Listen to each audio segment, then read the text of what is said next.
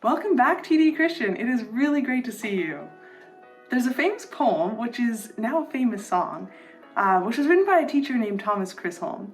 And Thomas wrote this poem in 1923, not too long after the last global pandemic. And I wonder, as he had just experienced the H1N1 pandemic of 1918, if he was feeling some of the same fears and frustrations that we've all been through in this pandemic. Despite the hardship of the pandemic that Thomas had just been through, or maybe because of that hardship, he wrote this poem that I'm sure many of you will recognize. Great is thy faithfulness, great is thy faithfulness. Morning by morning new mercies I see. All I have needed, thy hand has provided. Great is thy faithfulness, Lord, unto me. Thomas's poem is actually based off of Lamentations 3. And verses 19 to 25 of Lamentations 3 say, I remember my affliction and my wandering, the bitterness and the gall. I well remember them, and my soul is downcast within me. Yet this I call to mind, and therefore I have hope. Because of the Lord's great love, we are not consumed, for his compassions never fail. They are new every morning. Great is your faithfulness. I say to myself, the Lord is my portion. Therefore I will wait for him. The Lord is good to those whose hope is in him, to the one who seeks him. This has been a pretty unpredictable month, right? First we were planning to come back in person on January 4th, and then we learned on January 3rd that we would need to do a couple weeks of remote learning. As I make this video, a part of me is wondering, are you actually going to be watching it in person on Monday? The last 2 years have taught us that none of our best laid plans are guaranteed. And you might be feeling some stress and uncertainty as you wrap up projects and prepare for summative activities in your classes. Some of your projects had to change when we went remote, and maybe will change again now that we're back in person. You might not know what will happen with some of your extracurricular activities right now. There's a lot of uncertainty these days. But the one thing that we can be certain of is God's faithfulness.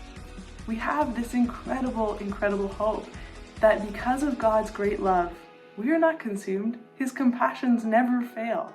Great is God's faithfulness. So whatever the next 2 weeks hold for you, I want you to remember the times that God has been faithful to you before in your life. Because I think remembering those times when God has been faithful to you will give you confidence that God will be faithful again. In 1 Samuel 7, there's this great story of God's faithfulness to the Israelites when they're fighting the Philistines. And at the end of it all, Samuel sets up a stone that he names Ebenezer, and he sets that stone up to remind the Israelites how God has helped them and been faithful to them. Sometimes I think I should do something like this, like choosing a stone and setting it on my desk or somewhere where I'll see it a lot, as just a visual reminder of the times that God has been faithful to me before. Because when I remember how God has been faithful to me before, it becomes a lot easier to trust that he'll be faithful again. So as you step into summatives and all the uncertainties of the pandemic, I encourage you to think back. How has God been faithful to you before? And hold on to these stories of God's faithfulness as you step into the uncertain future. God has been faithful before, and he will be faithful again. Hello, TDChristian students. Welcome to in-person learning again. I want to take you to new heights in this last week of first semester. I'm excited, but I'm also wondering a little bit about how it will go. We are thankful for your support online. We know that some of you liked it, but many of you did not. We continue to move forward one day at a time, confident that the Lord is leading us and will guide us. Remember, God asks us to serve daily. Let's do that today. Our focus is to conduct school safely while focusing on supporting you in your learning. We are also aware of and want to support you with regards to your mental, spiritual, and emotional well-being. Here are important notes that Mr. Hoving and I want to remind you of for the remainder of this semester. Over to you, Mr. Hoving. Hey everyone, Mr. Hoving here. I'm just going to take, as we kind of start this video, just what school is going to look like for the day along with Mr. Groot, but I'm going to start with even when you get up in the morning and before you head to school. So the first thing you're going to do is do the COVID screening tool, the one that's found on the splash page, the red button, COVID-19 screening tool. And you're gonna check to say, hey, am I good to go to school today? Obviously, if you have no symptoms, you can head off to school, but if you're not feeling well, continue to do what we've been doing a great job of and stay home. and then take a look at the screening tool to see what that's going to mean for you. So if you have one of the major symptoms, you're going to stay home and isolate. If you have a minor symptom, one of them, then you're going to stay home and kind of monitor symptoms. But again, that sheet is going to tell you what you need to know. And then in the event that you're good to go to school, you're gonna, for a lot of us, head off to the bus. And that begins kind of the school day with the bus being an extension of the school and following the protocols that we put into place to keep everyone safe around us. So the first thing you're gonna do is make sure that you have your mask that you're gonna have for the day, and you're gonna pop it on and you're gonna say, yep, this mask fits good. So it's on, it's over my nose, it's over my mouth, it's on my chin, it fits well. This is not wearing your mask, and this is not wearing your mask. We need to have it up, fitting properly, fitting tight around our mouth. So that's kind of the first thing you want to do, is make sure you have a good mask for the day. We recommend that you have a medical mask, a K95, an N95, discouraging cloth mask just with the transmission of this latest variant. And if you have a gaiter mask, you can't be wearing those. Just come by to the office if you're struggling with your mask, if it's not fitting well. Just come by. We have lots of masks in the office and we'll get you fitted with a new one. So then when you get on the bus, you're gonna make sure that you're sitting in your assigned seat, you're sitting for the duration of the ride, to again, just be mindful of those around you, and especially for our drivers as well. They're working to get us safely to school. And then we get to school and Mr. Groot's gonna walk you through what that day is gonna look like upon arrival. Thank you, Mr. Hoving, for that. I'm in the gym right now with our Falcon behind me, and I want to punch out a couple of things that we need to tell you about the school day. When you arrive at school, go to your first period class where, like today, you signed in indicating that you are symptom-free. If you need to go to the washroom, do so on the way to first period class. Number 2, respect the posted limits for each washroom, indicating the maximum number of people allowed. Get in and get out quickly. Number 3, as before, you will need teacher permission to leave class. Use the sign in and sign out sheets. 4, you will be allowed to move freely during your morning break, lunchtime, and afternoon break. 5, when eating or drinking, you must be sitting down. You may not stand or walk while eating or drinking, including no suckers. Number 6, wipe down high-touch surfaces so that you feel safe and as directed by teachers. And finally, the daily schedule for this week is on the info boards. There are no clubs. Remember, we're gonna win this fight against COVID. On to you, Mr. Hoving. So now lunch rolls around and we know that that is a favorite time for a lot of our students. And a lot of it's gonna look the same, but there are some changes to it just to kind of give some more space in the school and some more options, as well as we know that this is a time where a lot of us get together. And so we just wanna have space for us throughout the campus. So things are gonna remain the same in terms of the school store still being open. You can still purchase food from there. There's gonna be seating in the commons that you can sit at. A big thing there is just being respectful of the amount of chairs around the table. Please do not grab extra chairs or pull chairs over so that there's a lot of students around one table. We need to be respectful of what is set out there. We're also adding tables into the presentation center so you can sit in there and have lunch in there too, and there's gonna be more seating there. Again, just being mindful of the amount of seating in there. We're also opening up rooms 11, 13, and 26 if you want to sit in a classroom and have some lunch in a quieter area. And then of course you still have the opportunity to eat around the campus. And just again, being mindful of people's space, not sitting too close together as we have lunch throughout the day. And then as well, the gym will remain open, as that has been a good spot for students and you've done a good job of following the protocols in there.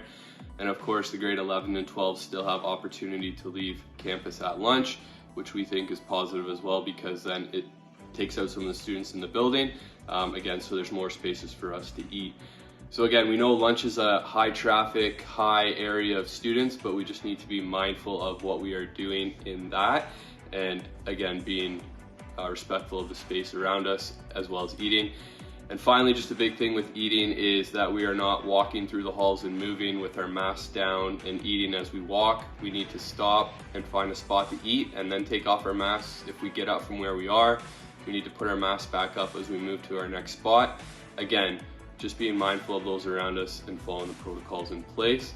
So now what happens if you get sick? So if you do contract COVID, whether that's a confirmed case with a PCR test or a rapid test, please let the school know, preferably letting Mark know in the office, and then we can now send out just a quick confidential message to your classes and your bus just to let them know that there is a confirmed case of COVID and just to monitor for symptoms. This is helpful in a couple different ways so that your classmates are aware and then that we can support you as well. And Mr. Groot's going to speak to that and how we are supporting students that are at home.